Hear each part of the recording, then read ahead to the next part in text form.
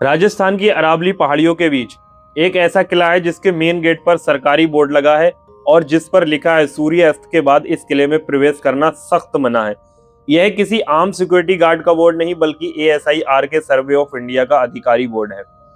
कहानी है 3 दोस्तों की जो एक रात इस चेतावनी को नजरअंदाज करके किले में घुसते हैं और अंदर जाते ही एक दोस्त पुराने कुएं में गिर जाता है।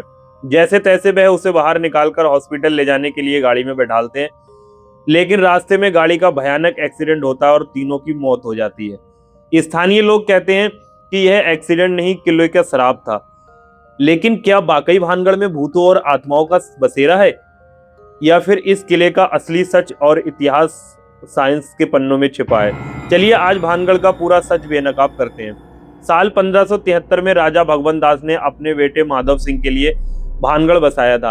अपने समय में यह 9000 घरों का एक फलता फूलता शहर था, जहां 7 मंजिल महल और खूबसूरत बाजार हुआ करते थे। लेकिन आज यह सिर्फ खंडर है जहां किसी भी घर पर छत तक नहीं है। भानगढ़ के उजड़ने के पीछे लोक कथाओं में 2 बड़ी कहानियां बताई जाती हैं। पहली कहानी देखते हैं बाबा भालूनाथ का श्राप। साधु ने शर्त रखी थी कि महल की परछाई उनके कुटिया पर नहीं पड़नी चाहिए, लेकिन जब महल को 7 मंजिल बनाया गया तो उसकी परछाई उनकी कुटिया पर पड़ी और पूरा शहर बर्बाद हो गया। ऐसी दूसरी कहानी की बात करते हैं तांत्रिक सिंधिया और राजकुमारी रत्नावती की। तांत्रिक ने राजकुमारी को पाने के लिए इत्र की शीशी पर काला जादू किया। राजकुमारी को पता चला तो उन्होंने शीशी को पत्थर पर फेंक दी और वह पत्थर पर लुढ़कते हुए तांत्रिक के सिर पर गिरा और उनकी मौत हो गई।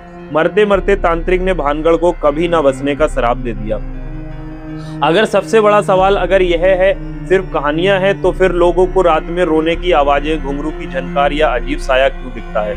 चिल्लाने की आवाजें आती है। रात को तो कोई जाता ही नहीं है। डर तो लगता है पर कुछ क्या करें, दिखता नहीं, आवाज आती है। क्या लाखों लोग झूठ बोल रहे हैं? नहीं, इसका जवाब किसी भूत प्रेत से नहीं बल्कि साइंस में है। इंफ्रासाउंड जब हवा पुरानी पत्थरों की इमारतों या पहाड़ों से टकराती है तो ऐसी साउंड वेव्स बनती है जिन्हें कान सुन नहीं सकते लेकिन शरीर महसूस जरूर कर सकता है। इससे घबराहट, पसीना आना और ऐसा लगता है कि जैसे कोई हमें देख रहा है महसूस होता है। पैराडोलिया इफेक्ट, हमारा दिमाग अंधेरे में या टूटी दीवारों में निशानों में इंसानों का चेहरा ढूंढने की कोशिश करता है। सजेस्टिबिलिटी, अगर आपको पहले ही बता दिया जाए कि यह जगह भूतिया है तो एक हिलता हुआ पत्ता भी आपको भूत लगने लगता है। जंगली जानवर, भानगढ़ के पास सरिस्का टाइगर रिजर्व है। रात में लकड़बग्घों की हंसी या रोने जैसी आवाजें बिल्कुल इंसानी चीखों जैसी लगती हैं। तो फिर सवाल उठता है कि 9000 घरों का यह शहर वास्तव में उजड़ा कैसे? इतिहासकार और ऐतिहासिक दस्तावेज बताते हैं कि राजकुमारी रत्नावती और तांत्रिक सिंधिया का इतिहास में कोई भी प्रमाण नहीं मिला है। भानगढ़ का तांत्रिक में श्राप नहीं है बल्कि सन 1783 में चालीसा अकाल ने बर्बाद किया था। उत्तर भारत में भयानक सूखा पड़ा, पानी और अनाज पूरी तरह खत्म हो गया था। जान बचाने के लिए भानगढ़ के लोग हमेशा के लिए शहर छोड़कर चले गए और धीरे धीरे यह चमकता शहर खंडर बन गया।